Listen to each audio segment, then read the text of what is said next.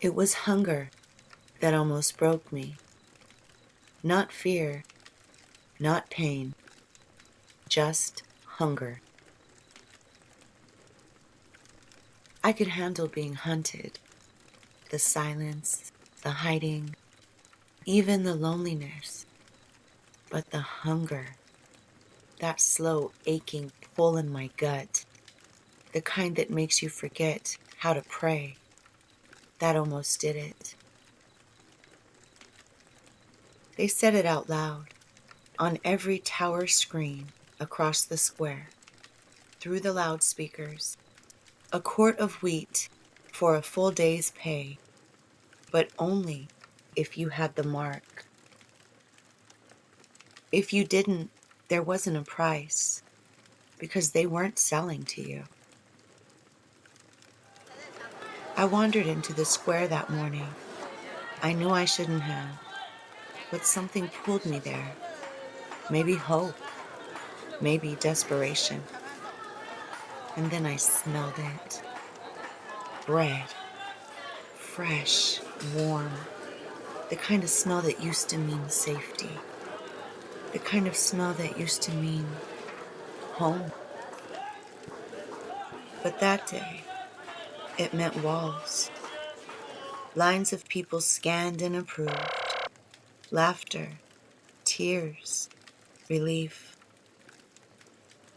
A woman in front of me offered her wedding ring to the vendor when her scan failed. She hadn't taken the mark yet, but I could see in her eyes she was about to. I saw someone I knew in the line, a woman I used to pray with. We led Bible study together back in the old world.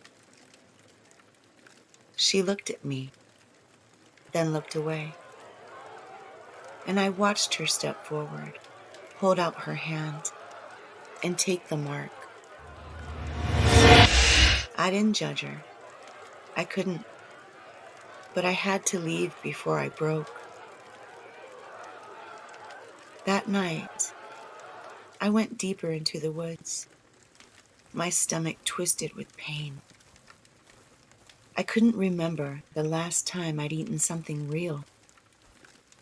I fell to my knees beside a tree and whispered, "Lord, you fed Elijah with ravens. You fed thousands with loaves. Please, just enough for today." And then I saw them.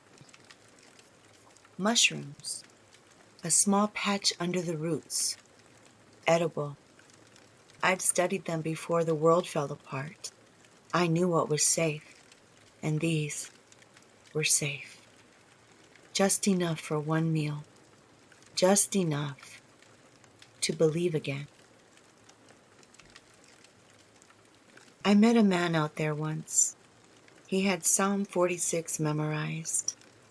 God is our refuge and strength, a very present help in trouble.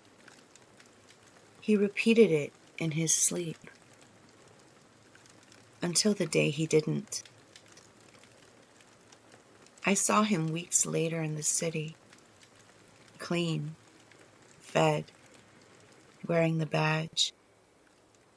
He saw me too, but he kept walking, like we never knew each other.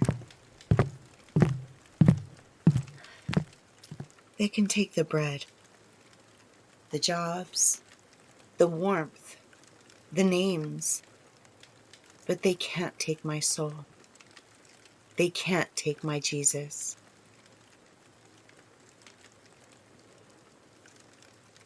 I remember what he said. Man shall not live on bread alone. Tonight, my stomach may be empty, but my heart is full. If you're listening to this and you haven't taken the mark, stay strong. You are not alone. You are not crazy. And you are not forgotten. And if you have taken it, cry out. As long as you have breath, He still hears. He still saves.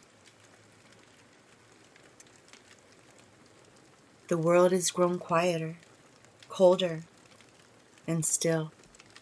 He speaks in dreams, in the wind, in memories. I have never seen the righteous forsaken or their children begging for bread. Sleep in peace tonight. Don't fear the hunger. Don't fear the silence. He will feed us. He will find us. He is still near. I'll tell you more tomorrow, Lord willing.